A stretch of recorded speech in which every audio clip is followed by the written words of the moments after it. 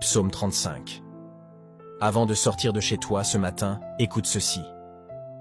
Le psaume 35 est une prière puissante quand tu as besoin que Dieu prenne ta défense.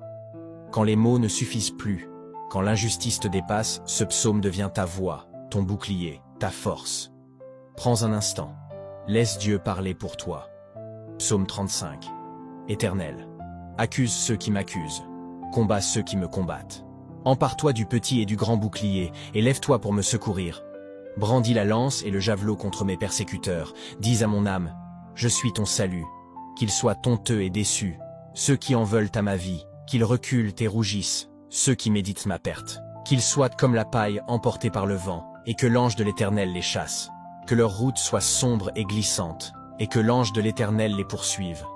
En effet, c'est sans raison qu'ils m'ont tendu un piège, c'est sans raison qu'ils ont creusé un trou pour m'enlever la vie. Que la ruine les atteigne à l'improviste, qu'ils soient pris dans le piège qu'ils ont tendu, qu'ils y tombent pour leur ruine. Alors j'exulterai de joie en l'Éternel, je me réjouirai à cause de son salut. Tout mon être dira, Éternel, qui peut, comme toi, délivrer le malheureux d'un plus fort que lui, le malheureux et le pauvre de celui qui les dépouille. De faux témoins se lèvent. Ils m'interrogent sur des faits que j'ignore. Ils me rendent le mal pour le bien. Je suis abandonné de tous. Moi, quand ils étaient de malades, je mettais une tenue de deuil. J'humiliais mon âme par le jeûne. Je priais, la tête penchée sur la poitrine.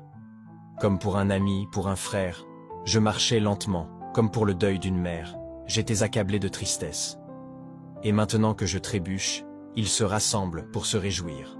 Ils se rassemblent à mon insu pour me calomnier. Ils me déchirent, sans arrêt. Avec les impies et les moqueurs, ils grincent des dents contre moi.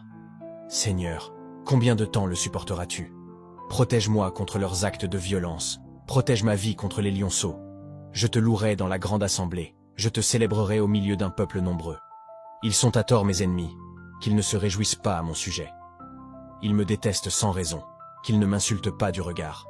Oui, leur langage n'est pas celui de la paix. Ils inventent des mensonges contre les gens tranquilles du pays. Ils ouvrent leur bouche contre moi. Ils disent